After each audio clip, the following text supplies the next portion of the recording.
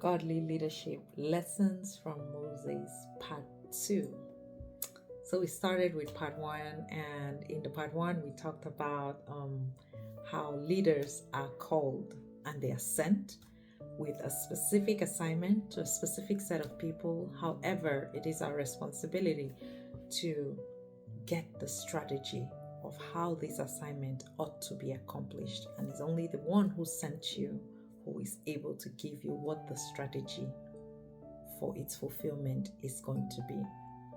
And so today we're going to look into another aspect. We're going to look at what do you do when the assignment that you've been called to do, it seems so overbearing, it seems so overwhelming that it almost makes you feel like you're inadequate to do it. Like, I can't do this. Like, have you ever felt like that? I have so many times. And it makes you begin to question that, can I really do this assignment?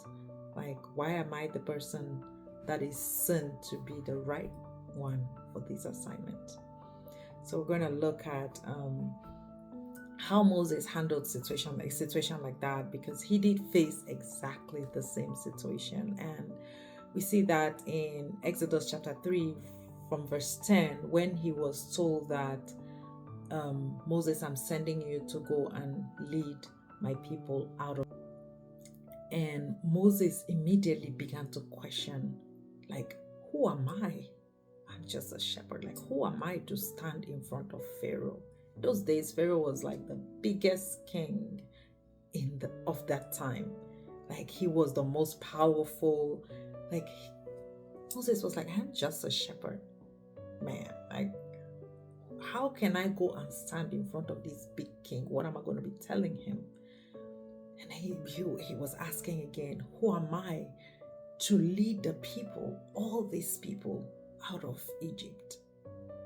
He began to question himself. And when we look down to verse 13, Exodus chapter 3, verse 13, we see that it says Moses protested again. So when he first of all mentioned, like, who am I, God responded. And in verse 13 again, he says he protested. He's like, if they ask me who sent me, who am I going to say? And then God responded again. You say, I am sent you.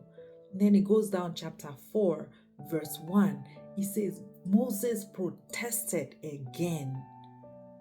He says that, what if they don't believe me? What if they don't believe that you really appeared to me?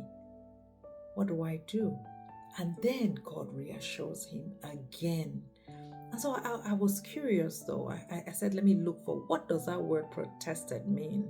And so according to the Merriam-Webster dictionary, to protest is an act of objecting or a gesture of disapproval.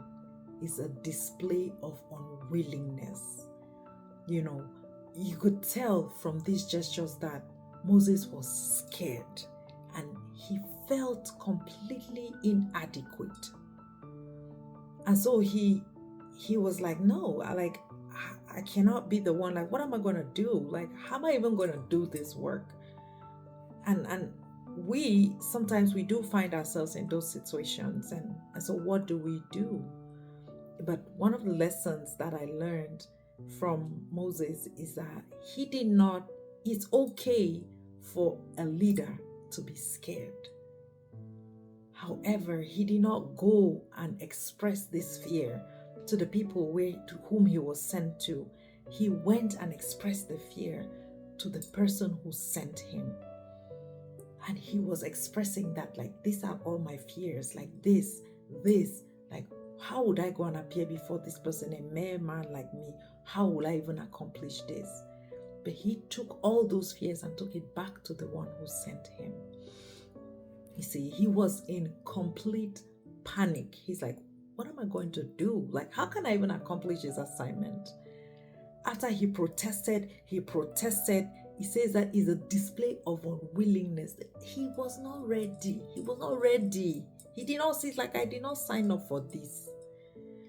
And we see that after he protested twice and it did not work. he goes down again, chapter 4, now verse 10. He's like, the guy has protested. He has protested. He's like, this protest is not working. And then he says, he pleaded with God. He's like, guy, I beg now. Like, just don't do this now. So he pleaded in verse 10, chapter 4, verse 10. He says, Moses pleaded with God. He's like, he started explaining to God. He's like, I'm not very good with words. It's true that I hear what you're saying, but when I want to talk, I get tongue-tied and my words just get mumbled. My words get tangled. I cannot speak properly, and I've always been like that. And God reassured him. He had God there. God is so patient. God is so patient. God reassured him. He told him, he's like, who created the mouth? Let me read it. Who makes a person's mouth? Who decides whether people speak or do not speak, hear or do not hear, see or do not see? Is it not I, the Lord? Now go, I will be with you as you speak, and I will instruct you what to say. Then he says again in verse 13, but Moses pleaded with God again. He's like, I don't want to, I know do. He's like, just send somebody else. I don't want to do this assignment. And a lot of times we do get faced with situations like that where the assignment seems so big that we are not even sure that we are the right person for it. And at this point, after all God's convincing, I'm telling you that God is so patient with us. Convincing. After this point, he said God was angry. And so this brings me to the next lesson, that yes, it's okay for leaders to be afraid, but as a leader, you would go while afraid. You would respond to the call even while afraid. It's okay to be afraid, but we would go and respond to that call while in fear. Because we understood that even though Moses was scared, even though he was afraid, that he felt inadequate for the assignment, but he feared and reverenced God way more than his fear for the assignment. So much that it made him to go even while being afraid.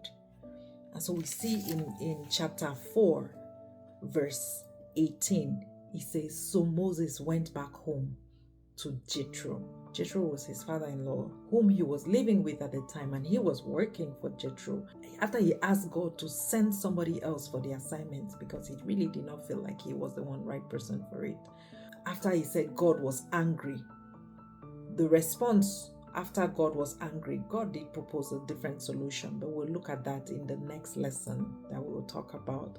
But then it says that even in that fear, Moses went back to his father-in-law Jethro and asked him for permission. He begged for his permission to return back to his relatives in Egypt. And Jethro blessed him and asked him to go. So as leaders, yes, we may be afraid, but we would go while afraid. And we will bring all our fears, we will not express our fears to the people we are sent to, but we will bring all our fears and express it back to the one who sent us on this assignment. Because as we express it to them, he's going to reassure us at every step of the way. Why is it that he thinks that we are the one who are adequate for this assignment, and how we would overcome this fear that we are facing. So I will see you on the next lesson.